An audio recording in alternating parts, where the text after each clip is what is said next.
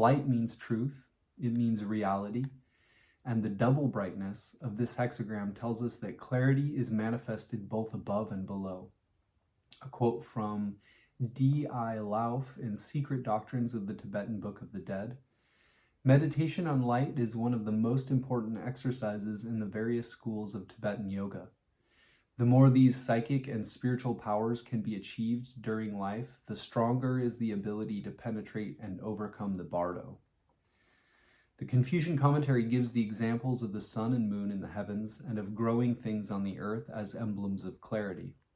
Sun and moon are certainly luminous, but growing things are not, and when we meditate on the reason for this strange juxtaposition, we are led to the idea of the self and the ego.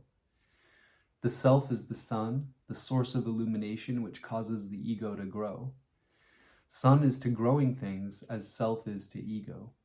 This idea is repeated in the relationship between the sun and the moon.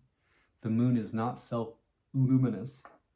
It can only reflect the light of the sun. Therefore, sun is to moon as self is to ego. The idea is that despite our illusions to the contrary, all of our power originates somewhere else. When we allow the power to work through us without interference, we become docile like the cow in the judgment. Clarity, therefore, is attained through docility, the ability to subdue and restrain the autonomous components of the psyche, which left to their own devices would prefer to go around pontificating their brilliant illusions rather than quietly reflecting the truth.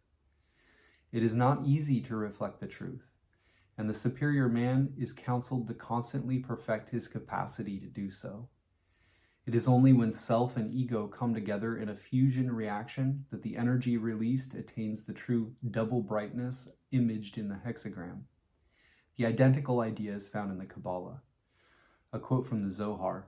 Said Rabbi Simeon, "When the Holy One arrays himself, it is in the ornaments from both the celestial and terrestrial worlds.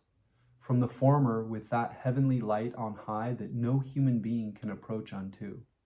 From the latter with the souls of the righteous, who the more they approximate themselves to this divine light, the more receptive and filled with it do they become, so that through them it expands in all directions, and the world, like a cistern or ocean, is filled with it."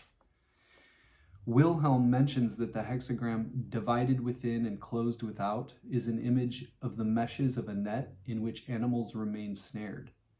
This gives us the image of clarity as comprehension, a net which captures and encloses insights,